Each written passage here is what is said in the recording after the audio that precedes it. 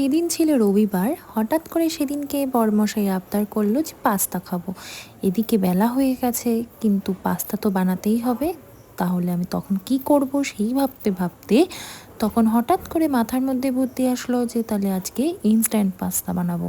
ধরো ঘরেতে তোমার সেরকম কিছু নেই, একটু আলু পেঁয়াজ থাকলেই হলো।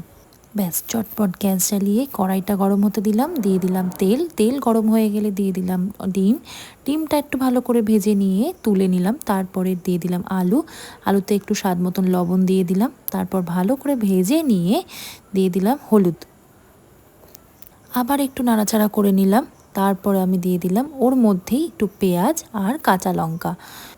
ব্যাস তারপর আর কি আবার ভালো করে নাড়িয়ে চাড়িয়ে নিয়ে ভাজা করে নিলাম। ভাজা যে হয়ে আসলো তারপর আমি দিয়ে দিলাম টমেটো সস। টমেটো সস দিয়ে তারপরে আবার দিয়ে দিলাম সয়া সস। ভালো করে ভেজে নিলাম আবার। এরপরে আমি এর মধ্যে দিয়ে দিলাম একটু স্বাদ মতন লবণ। স্বাদ মতন লবণ দেওয়ার পরে আবার একটু ভালোভাবে নেড়ে নিয়ে এর মধ্যে দিয়ে দিলাম আমি যে ডিমটা ভেজে রেখেছিলাম। ভাজা ডিমটা দেওয়ার পরে আবার একটু নাড়াচাড়া করে নিয়ে এর মধ্যে দিয়ে দিলাম পাস্তা।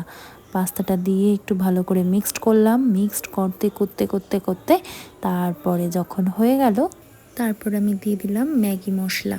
ম্যাগি মশলাটা আমি প্রথমে দিচ্ছিলাম না, আমার ননদ আমাকে বললো বৌমনি একটুখানি ম্যাগি মশলা দিয়ে দেখো, দারুণ ফ্লেভার আসবে। সত্যিই তাই, যেমন কথা তেমন কাজ। ব্যাস তারপরেই প্লেটে নামিয়ে সার্ভ করলাম গরম গরম।